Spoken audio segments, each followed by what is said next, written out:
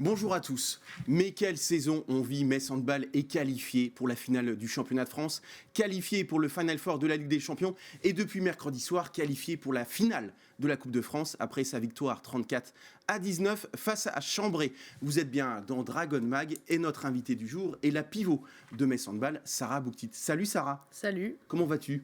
Très bien, et toi ? Très bien, merci. C'est vrai, je le disais, le triplé est toujours d'actualité, mais surtout, est-ce que tu pensais vivre une telle saison à seulement 19 ans et pour ta vraie première saison vraiment professionnelle à Metz Handball ? Non, c'est vrai que je m'y attendais pas. Après, pas pour moi parce que, je pensais pas jouer autant déjà et au final, je me retrouve à avoir beaucoup de temps de jeu, des responsabilités et je vois que ça fonctionne. On est qualifié pour les 3 objectifs de début de saison. Donc c'est un truc de ouf, mais non, je pensais pas du tout vivre ça à 19 ans. Et puis nos 2 consultants du jour, c'est une émission presque 100% Moselle TV, puisque Mathieu et Baptiste sont là. Ça va les gars ? Très bien. Je sais que vous adorez cette émission, Baptiste, tu adores être en plateau. On vit des moments merveilleux grâce à Sarah et toute l'équipe, donc on a envie de partager cette passion avec le plus de monde possible. Je tiens quand même à dédier cette émission à Emma Jacques, comme vous le savez, qui a été victime mercredi soir d'une rupture des ligaments croisés du genou. On lui souhaite vraiment, de la part de tout Moselle TV, un prompt rétablissement. Puis on espère la revoir très rapidement sur les terrains, peut-être avant la fin d'année. On a comme d'habitude un programme très copieux. On commence tout de suite cette émission avec l'actualité de la semaine. C'est la première mi-temps. Alors c'est vrai, Sarah, que Metz Handball effectuait mercredi soir son entrée en lice dans la Coupe de France, puisque on le rappelle, Toulon avait déclaré forfait au tour précédent. C'était face à Chambray. Alors on se souvient qu'en championnat, ça avait été un petit peu compliqué. Ça avait finalement été sur la fin que vous aviez fait la différence. Là, clairement, vous avez maîtrisé votre sujet. Dès la première mi-temps, c'était quasiment conclu, puisqu'il y avait 18-9 à la mi-temps, justement. Oui, c'est vrai que Chambray est une très très bonne équipe de ce championnat. Et en plus que c'était un match couperé, donc déjà que de base c'est une bonne équipe, mais sur une demi-finale, une finale, etc., tout peut arriver. Et on n'était pas sur une super dynamique par rapport au match à Plan de Cuc où ça avait été très compliqué pour l'équipe. Donc on avait à cœur de vraiment se remobiliser, de remontrer qu'on était toujours présente et qu'on voulait vraiment aller chercher toutes les compétitions cette saison. Et on a très bien commencé, au niveau des rotations tout s'est bien passé, donc c'est là qu'on est redevenu un rouleau compresseur, on a super bien défendu, on a monté les ballons et ça a vite créé l'écart. On voit une image, la caméra qui était braquée sur toi tout au long de ce match. Je remercie Baptiste Deveau qui a fait un travail incroyable. Alors tout n'a pas été parfait quand même, parce qu'en début de match, c'est vrai qu'il y a eu quelques pertes de ballons, des mauvais choix. Comment tu l'expliques ? Est-ce que finalement c'est un petit peu ce terrain un peu particulier, il faut le dire, vous avez moins d'automatisme qu'aux arènes de Metz ? Est-ce que ça a joué ou alors pas du tout ? Je pense pas que ça joue parce que dans tous les cas on est à domicile, on a nos supporters, on a déjà joué dans ce terrain, on s'est entraîné le matin du match, donc faut pas non plus trouver des excuses inimaginables, on est quand même chez nous, donc peut-être un peu moins de concentration au début du match, un peu de pression parce que c'est une demi-finale de Coupe de France, donc quelques petites pertes de balles, mais ça va, je pense que ça n'a pas duré longtemps, on s'est bien rattrapé après, donc pas de problème. Non, clairement. Notamment en défense, mon cher Baptiste, 19 buts encaissés durant ce match, avec encore une fois une Ivana Kapitanovic incroyable, 14 arrêts au total pour la gardienne croate de Metz Handball. 52% d'arrêt sur cette rencontre, Monsieur Stat est là.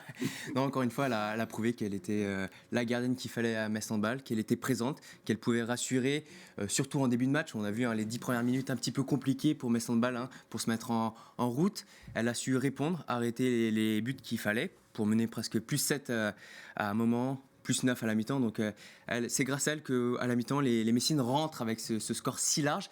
Et voilà, ça permet aussi à Manu de faire tourner un petit peu la base arrière et puis de faire rentrer Mélanie aussi dans la rotation.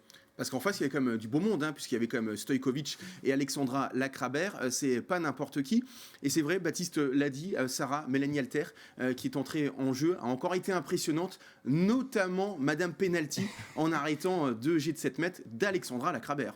Est-ce que tu es surprise vraiment par les performances répétées de Mélanie Alter au jet de 7 mètres, mais pas seulement ? Pas surprise parce qu'en soi, ça fait longtemps qu'elle travaille. Moi, ça fait longtemps que je joue avec elle et elle a toujours été une bonne gardienne. Après, c'est vrai que je m'attendais pas à ce qu'elle fasse tous les arrêts sur pénalty à chaque fois qu'elle rentre, mais je pense que c'est le fruit du travail qu'elle fait à chaque fois. Je la vois quand je suis en chambre avec elle, jusqu'à tard le soir, elle travaille sur tous ses impacts de pénalty, elle les connaît par cœur et au final, elle arrive sur le terrain et ça paye parce qu'elle les arrête à chaque fois. Donc, je pense que vraiment, elle le mérite. Elle travaille vraiment à fond sur ça et je suis contente que Manu il lui donne du temps de jeu à chaque fois qu'il peut parce qu'elle le mérite. On a l'impression qu'elle manquait peut-être un petit peu de confiance en elle. Et justement, cette exposition, ce temps de jeu avec les pros, lui permet d'en gagner cette confiance. Oui, je suis d'accord parce que quand tu as Ivana Kapitanovic et Atadou Sako devant toi, c'est compliqué d'avoir du temps de jeu. Puis au poste de gardienne, en plus, les rotations, c'est pas du tout comme les joueuses de champ. Donc c'est sûr que c'était compliqué. Elle joue en N1, en équipe de France jeune, et elle n'était pas non plus titulaire au poste. Donc au niveau de la confiance, c'est dur. Et puis là, le fait que Atadou se blesse malheureusement, ça lui a permis de prendre un peu plus d'ampleur, qu'on la connaisse un peu plus. Et je pense qu'il y a un peu de reconnaissance pour son travail. Donc c'est super pour elle. C'est important qu'elle se prépare aussi pour la Ligue des Champions. On sait que vous allez vous baser sur 2 gardiennes, donc c'est important qu'elle prenne tout de suite l'expérience pour arriver peut-être un peu moins stressée, plus préparée pour la grande échéance à Budapest. Et puis on aura peut-être besoin d'elle, notamment lors de ce Final Four, comme tu le dis, Baptiste. On se rappelle tous d'Odense, et peut-être qu'il y aura un arrêt décisif à faire lors de la demi-finale, peut-être après pour la finale.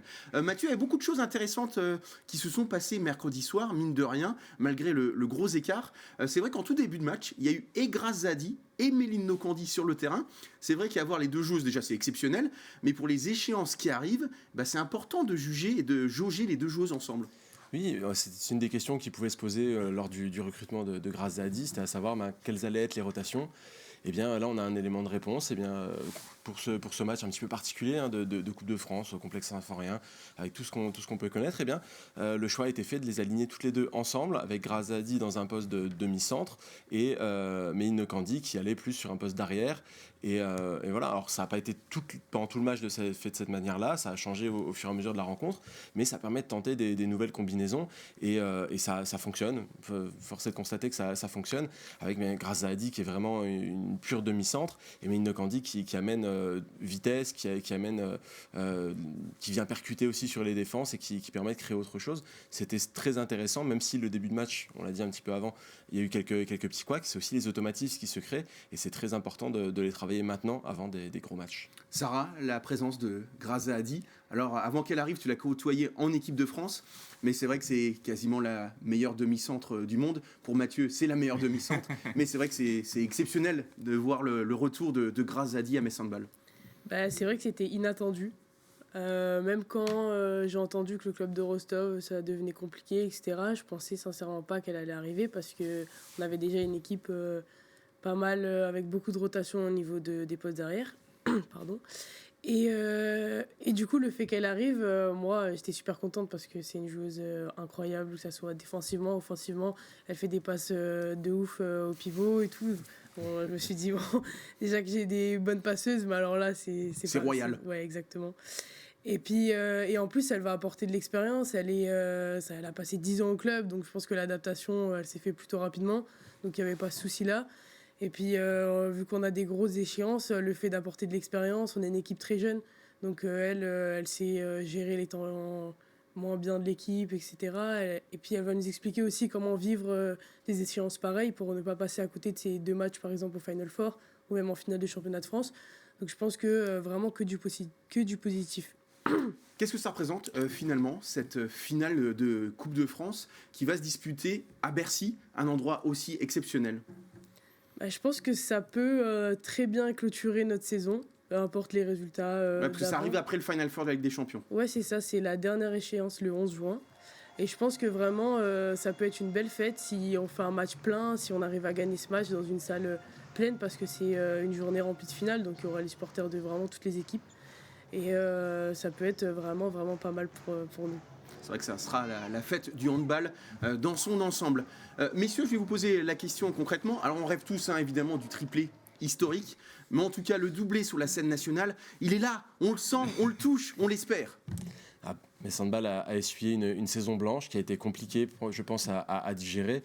Et aujourd'hui, c'est un club qui est en phase avec ses objectifs, qui va pouvoir aller toucher des finales et rejouer un petit peu à son meilleur niveau.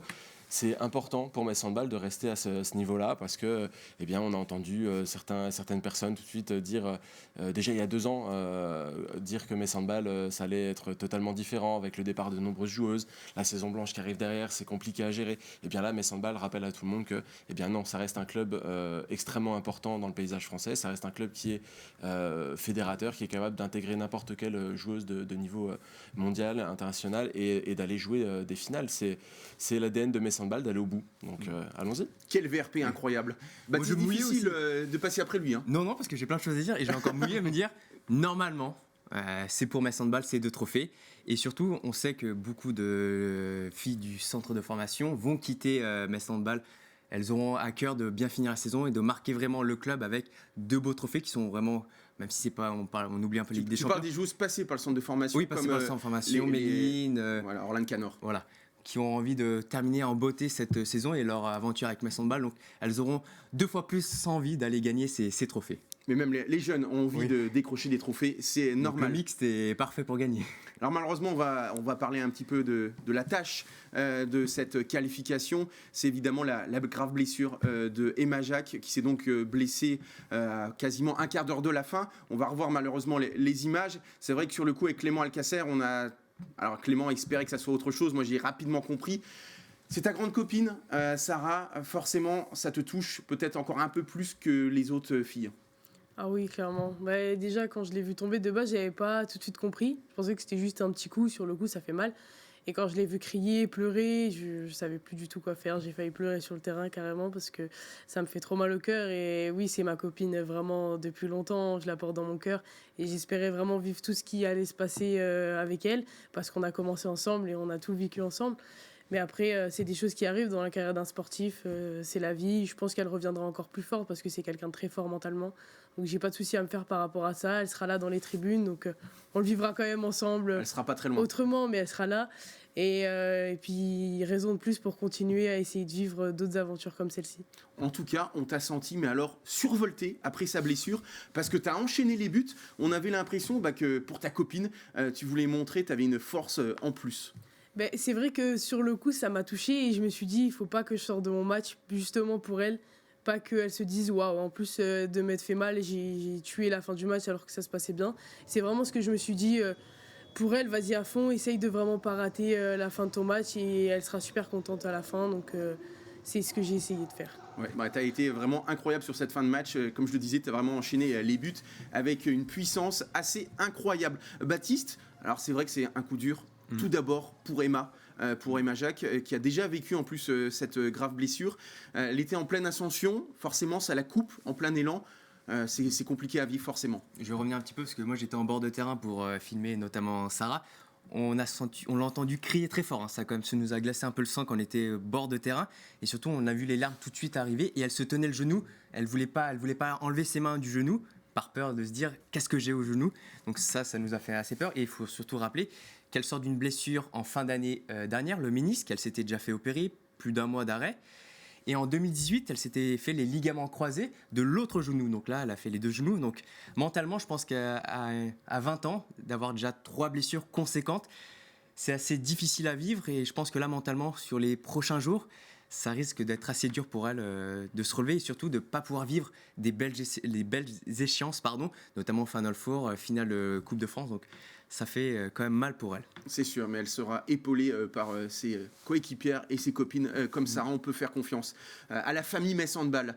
Mathieu, je voulais revenir forcément, si je le disais, c'est un coup dur pour la joueuse, c'est un coup dur également pour l'équipe, puisqu'à ce poste d'arrière droite, il ne reste plus que Louise Burgard, même s'il y a d'autres possibilités sur la base arrière, il y a beaucoup de joueuses interchangeables, on pense notamment à Tamara Roacek, c'est peut-être le nom qui vient spontanément. Oui, on a parlé un petit peu plus tôt de Méline Nokandi qui avait joué arrière, Grazadi, demi-centre, etc. Sur la base arrière, Metz Handball dispose de pas mal de joueuses hyper polyvalente en vérité.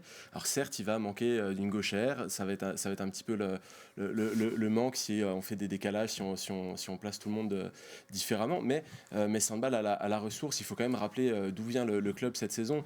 Le départ de Melvin Deba, le départ d'Olga Perederi, blessure donc des Majak à un moment donné dans la saison, il y a eu la blessure d'Atadou Sako, il y a eu... Handball semble être capable cette année de se relever de toutes les situations, de pouvoir reposer sur son effectif et sur sa densité. On pense aussi... Est-ce que c'est Tamara quand même qui est peut-être la joueuse la plus à même de remplacer, voilà, peut-être sur 10 minutes, parce que Louise Burgard peut jouer 45 minutes facile. Est-ce que ça peut être Tamara Horacek, le joker finalement? Oui, je pense que Tamara Horacek va jouer comme d'habitude sur des entrées en jeu. Attention à ce que tu dis, t'as son fan numéro 1 à côté. Je n'ai que des bonnes choses à dire sur Tamara Horacek. Heureusement. Mais comme d'habitude, elle va rentrer sur des temps en tant que demi-centre, elle va rentrer sur jet de 7 mètres, et puis elle va avoir du temps de jeu à l'arrière, c'est certain. Et je fais relativement confiance à l'effectif pour combler cette absence, même si effectivement ça fait une joueuse en moins dans l'effectif, mais Handball a vraiment la possibilité de le faire. Et puis on peut aussi penser qu'il y aura certainement une joueuse de la formation qui pourra monter de temps en temps. On sait qu'Audrey Dembélé a déjà évolué à ce poste-là en dépannage. Et on voit des images de Louise Burgard. Laurine Dembélé, pardon. Oui, Louise Burgard qui a toujours vraiment fait le taf. On peut lui faire confiance. On passe tout de suite au prochain match de cette saison de Metz Handball. C'est la deuxième mi-temps. Et ce prochain match, c'est ce samedi à 19h50, évidemment sur Moselle TV. Et c'est contre Toulon, un adversaire peut-être un peu du même calibre, finalement, que Plan de Cuc, Sarah. Et on voit que ce genre d'équipe, vous avez quand même une certaine marge pour s'imposer. Sur le papier, oui. Parce qu'on a vu le week-end dernier contre Plan de Cuc qu'au final, on n'avait pas une si grande marge que ça. Et si on n'était pas sérieux et appliqué, ça pourrait ne pas passer. Donc je pense que c'est peut-être pas le même adversaire que Brest, mais ça reste un adversaire redoutable contre qui il va falloir vraiment être sérieuse et appliqué pour pouvoir creuser l'écart et gagner tranquillement ce match. Alors c'est vrai que Baptiste, sur ce match contre Plan de Cuc, il y avait un gros turnover effectué de la part de Manu Mayonade. Malgré ça, malgré la première mi-temps un petit peu compliquée, en deuxième mi-temps, le rouleau compresseur messin a fait la différence avec une Tamara Horacek tout simplement exceptionnelle. 12 buts à 100% de réussite. 12 sur 13, attention. 12 sur 13, attention. C'est important de noter ça. Non, mais on sait que Metz Handball a des grandes individualités et quand ça va mal, quand c'est un peu difficile, on peut se reposer sur ces filles-là pour faire la différence, pour aller revenir au score et prendre plus 2, plus 3. Donc là-dessus, Manu peut se reposer sur un banc qui est assez, comment on pourrait dire, royal. Et donc, je pense qu'il faut rester quand même concentré. Il y avait l'après Dortmund, il y avait la qualification, etc. Donc je pense que ça joue un petit peu dans la tête. Mais quand les filles sont mobilisées avec l'effectif, le talent, et normalement tout se passe bien. Et on l'a vu depuis le début de la saison, presque 21 sur 21. Donc tout est possible. Mathieu, 22e victoire. Forcément, ce samedi, c'est pas possible autrement. D'autant plus que Toulon est 11e au classement, n'a gagné que 6 fois et n'a plus rien à craindre ni à espérer dans ce championnat.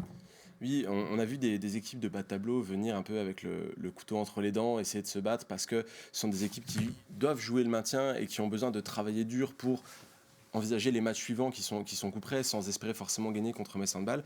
Là, Toulon, c'est une dynamique qui est totalement différente puisque, a priori, c'est une équipe qui est à peu près tranquille dans le classement. C'est aussi une équipe qui n'a pas forcément un effectif pléthorique, contrairement à Metz Handball, qui a moins de joueuses, moins de rotation sur les postes, qui joue avec assez peu d'arrière et qui doit vraiment trouver un équilibre dans son jeu. Et face à Metz Handball, qui par moment prend les allures d'un vrai rouleau compresseur, ça va être très compliqué pour Toulon. Mais malgré tout, on pourrait avoir un bon match. On sait que les équipes se transcendent quand elles viennent à Metz parce que c'est aussi leur occasion de briller. Des joueuses ont envie de se montrer. Donc tout reste à faire quand même. Alors je voulais revenir très rapidement avec vous sur l'affaire, comme je l'appelle un petit peu, Chloé Bulleux, joueuse de Toulon, passée par Metz entre 2013 et 2014. Je pense que vous avez tous vu les images et son interview au micro de Tom Vilchez à beIN Sport. On rappelle rapidement les faits. Capitaine de Toulon, elle est tombée enceinte, a eu dernièrement un fils, Noé, alors qu'il lui restait 1 an de contrat jusqu'en 2023. Elle a reçu un recommandé de la part de son club pour casser cette année optionnelle. Elle affirme que ce n'est ni sportif, ni financier, mais parce qu'elle a eu un enfant.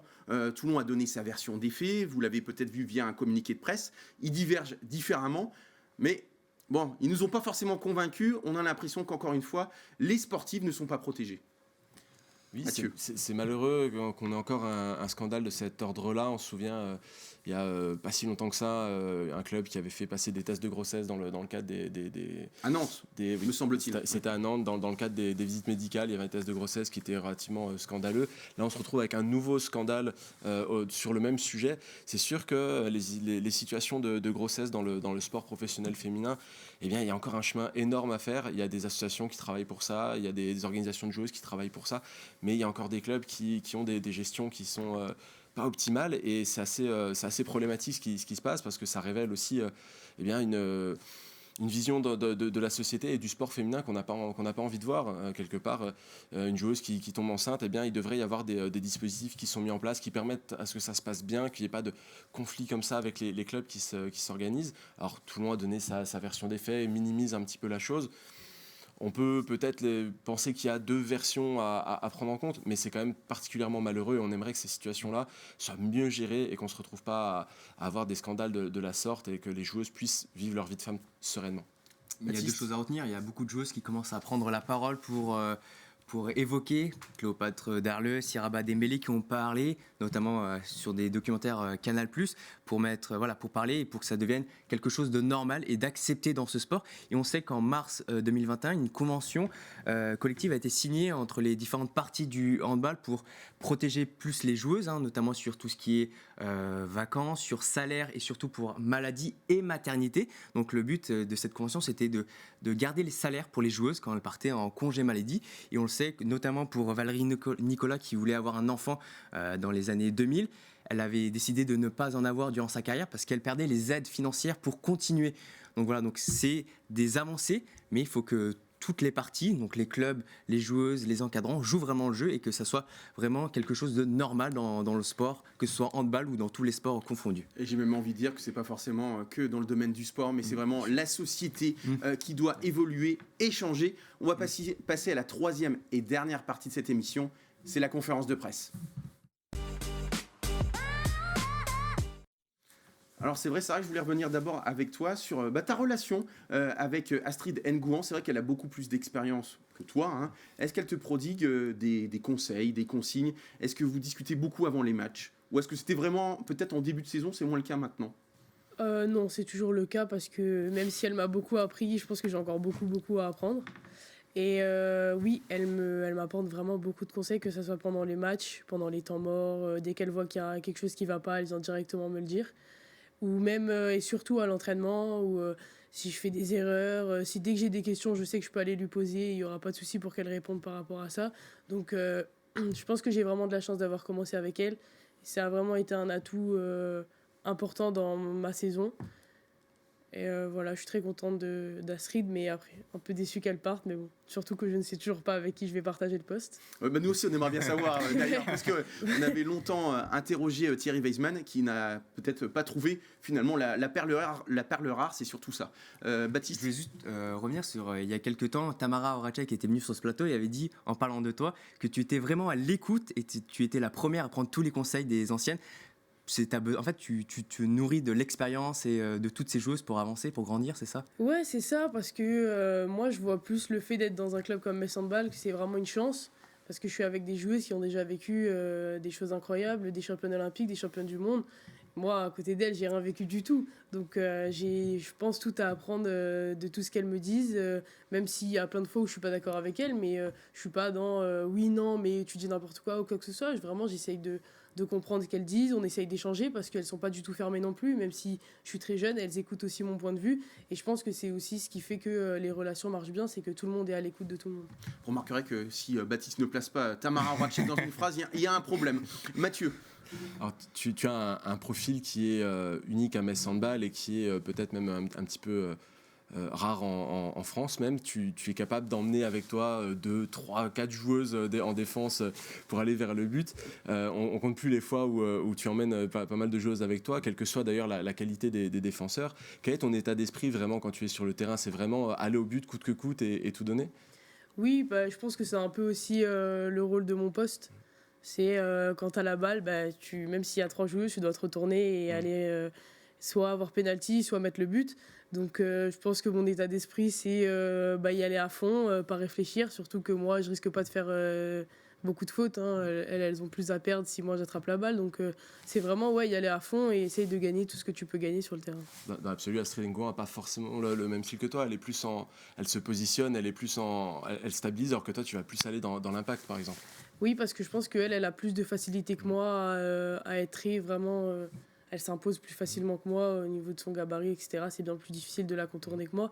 Donc c'est vrai qu'on a un style de jeu un peu plus différent parce que je sais même pas comment dire, mais en vrai, oui, je pense que c'est une fois qu'elle a la balle, elle va directement au but, alors que moi, une fois que j'ai la balle, il faut que je me batte pour aller directement au but parce que elles ont peut-être plus de facilité à défendre sur moi que sur Astrid.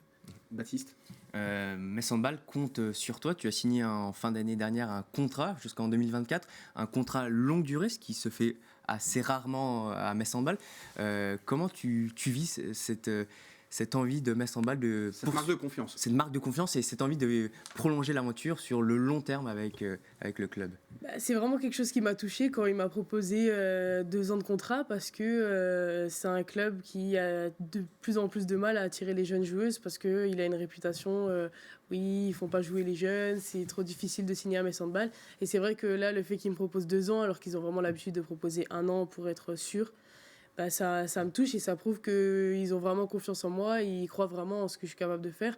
Donc ça m'apporte aussi beaucoup de confiance dans mon jeu, etc. C'est plus facile de jouer quand tu sais que tout ton entourage croit en toi. Donc super, très contente. On peut souligner la signature, vous l'avez peut-être vu sur les réseaux, de Meissa Maurice en 2e division à Noisy. Comme quoi le centre de formation sort tout le temps des pépites, que ce soit en D1 ou en D2. Dernière question, ma petite Sarah, oui, je m'enflamme un peu. C'est vrai que sur le match à Dortmund et le match retour aux arènes de Metz, on a vu le mur jaune. Est-ce que tu attends avec impatience le Final Four de la Ligue des Champions pour vivre justement de grands moments avec les supporters de Metz Handball? Oui, clairement, parce que le fait qu'ils fassent le déplacement à Dortmund et qu'on n'entende que, ça nous a beaucoup poussé et la preuve, on fait un super début de match et je pense qu'ils y sont vraiment pour quelque chose. Et le Final Four, c'est déjà un truc à vivre incroyable entre équipes. Donc si on a un mur jaune dans les tribunes et qu'il nous aide à aller le plus loin possible, je pense que ça peut vraiment être quelque chose de ouf à vivre tous ensemble et ça peut créer des liens très forts entre les joueuses et les supporters. Et en plus, je pense que ça va leur donner envie de revenir les années d'après. Donc c'est bénéfique pour tout le monde, je pense. Merci beaucoup, Sarah, d'être venue sur ce plateau. Nous, on se retrouve dès ce samedi soir pour ce match donc, de la 22e journée de LFH entre Metz Handball et Toulon. Match à 20h, prise d'antenne à 19h50. Merci, messieurs, aussi d'être venus sur ce plateau. Et puis, évidemment, je le dis à chaque fois, mais vous en avez l'habitude, bye bye.